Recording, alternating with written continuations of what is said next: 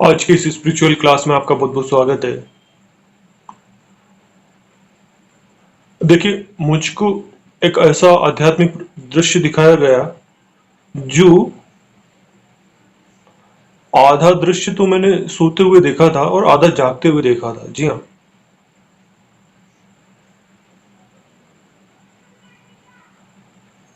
कल मैंने देखा कि एक ट्रेन थी और उसमें एक परिवार था।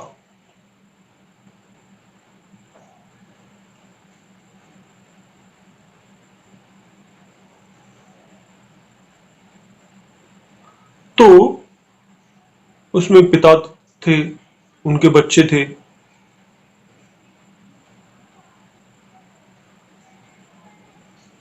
तो उन वहां पर एक लड़का भी था और मैं भी था उसमें। देखिए क्या हुआ, वो ट्रेन लगातार चलती जा रही थी। फिर एक स्टेशन पर वो ट्रेन रुकी और एक लड़का एक बच्चे को उठा करके अपनी गोद में, मतलब नींद में था वो बच्चा या बेहोश था ये तो मैं नहीं कह सकता, उसको उठाया और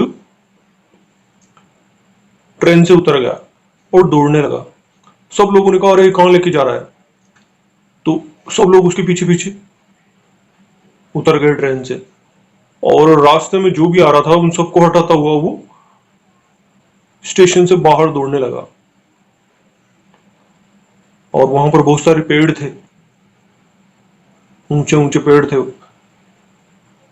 उनमें वो गायब हो गया। उसका पीछा करते हुए मैं भी दौड़ते दौड़ते वहां तक पहुंचा तो एक नहर थी वहां पर पानी की, उसमें वो कूद गया और तैरता रहा। मैं किनारे किनारे पर उसका पीछा करता रहा। तो किनारे पर आश्चर्यजनक रूप से इस प्रकार के दृश्य आने लगे जैसे संगमरमर से बने हुए उसके तट हों और बहुत ही मतलब अच्छे तरीके से बने हुए, जैसे मंदिर बने हुए होते हैं उस प्रकार के तट हों उसके बने हुए नहर के।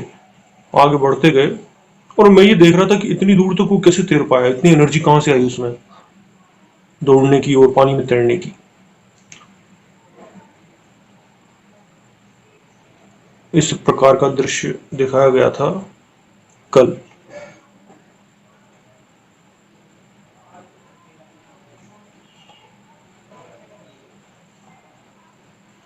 ये आधा दृश्य तो मैंने नींद में देखा था सुबह के समय, और बाकी जो आधा दृश्य था उसमें मैं जाग चुका था, ये मुझे पता है।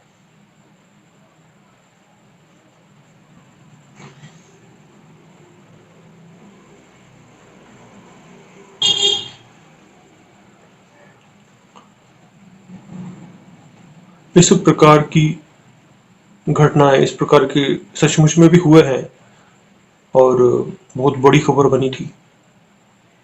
तो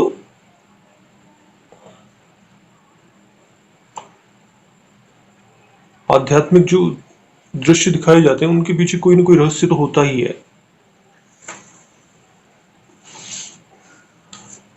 अब हम कल की पुराण का अध्ययन करेंगे।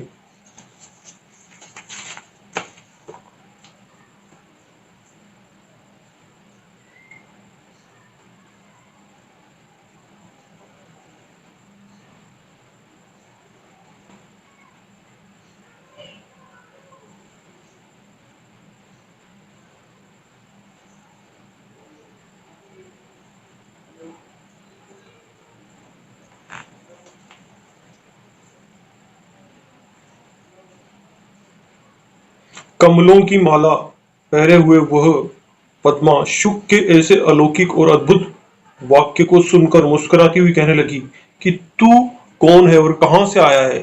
तू शुक रूपधारी कोई देवता है या दैत्य है। तू दया करके मेरे पास किस लिए आया है।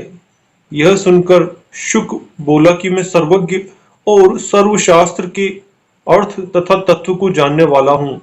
मैं जिस समय जहां चाहूं तहां जा सकता हूं। देवता गंधर्व और राजाओं की सभाओं में मेरा बड़ा आदर है।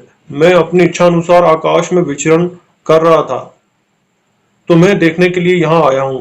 तुम विचारवती हो तो भी मैं तुम्हें अत्यंत खिन्न और विमुख देख रहा हूं। तुमने हास्य भाषण, सखियों का संग और देह के आभूषणों को त्याग दिया है। तुम्हारी ऐसी दशा देखकर मेरा चित्त खिन्न हो गया है। मैं तुम्हारा कोकिला की कूक से भी मधुर और कोमल वाक्य सुनने के लिए तुम्हारे संताप का कारण जानना चाहता हूं।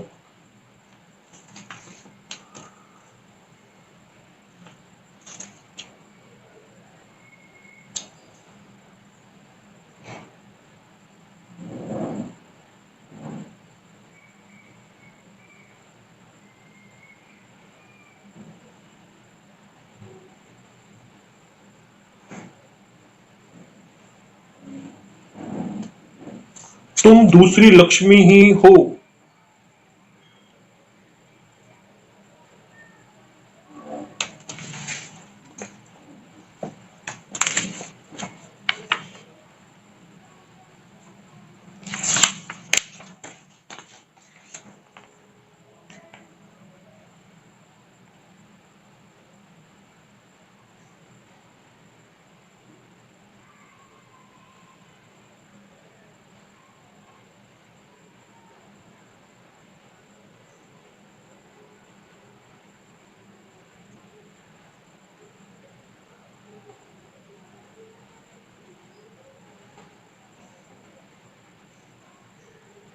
हे बृहद्रय की पुत्री, बताओ तुम्हारे मन में क्या दुख है।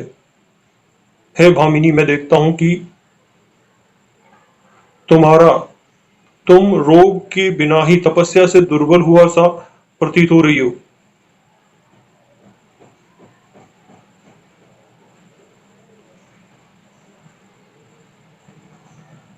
यह सुनकर पद्मा ने कहा कि हे शुक देव, जिसके प्रतिकूल है उसका रूप, कुल, धन और उच्च वंश के जन्म आदि किस काम के, सब वृथा है। हे शुक, यदि तुम्हें मेरा वृत्तांत मालूम नहीं है तो मैं ही कहती हूँ, सुनो। मैंने महादेव जी का पूजन किया है। उस पूजन से प्रसन्न होकर पार्वती माता सहित महादेव जी आकर कहने लगे कि हे पद्मे, तू वरदान मांग। शंकर ने मुझे अपने सामने स्थित और कि प्रभु नारायण श्रीहरि तेरे पति होंगे। देव, दानव, गंधर्व अथवा और कोई हृदय से तुझे देखेगा वह निसंदेह उसी क्षण स्त्री हो जाएगा। भगवान महादेव जी ने इस प्रकार वरदान देकर विष्णु पूजन की जैसी विधि बताई थी वह तुमसे कहती हूँ, सावधान होकर सुनो। यह जो मेरी सखियां हैं सब पहले राजा थे।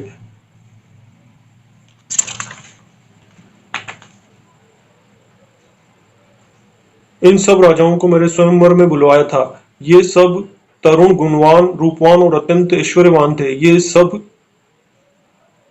पाणी ग्रहण करने की इच्छा से बड़े प्रसन्न होते हुए आए थे और स्वयंवर का की सभा में सुख से बैठे थे।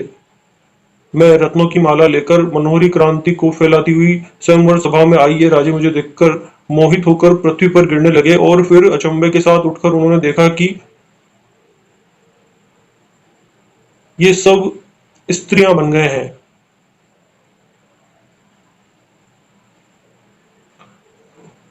तदंतर अपने को प्रत्यक्ष देख करके फिर शत्रु या मित्र किसी को भी लज्जा और भय के कारण अपना मुख दिखाने की इच्छा नहीं की और फिर मन में विचार करके मेरी सखी ही बन गए।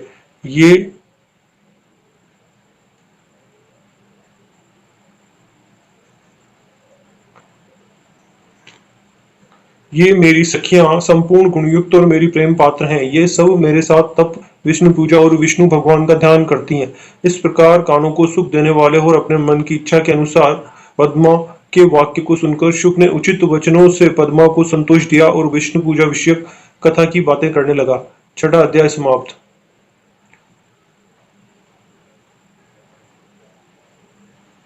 शुक बोला, हे कल्याणी, तुम धन्य हो। तुमने बड़ा पुण्य किया है जो तुम शिव की शिष्य हो। मैं तुमसे शिव जी की वर्णन की हुई विधि सुनना चाहता हूं। मैं प्रारब्ध वश आज तुम्हारे पास आ पहुंचा हूं। अब मैं तुमसे परम अद्वितीय विष्णु पूजन की रीति सुनूंगा। जिससे फिर मुझे पक्षी का रूप धारण न करना पड़े, शरीर धारण न करना पड़े। इसके साथ ही भगवान के भक्ति योग, भगवान का ध्यान तथा जप करना चाहिए।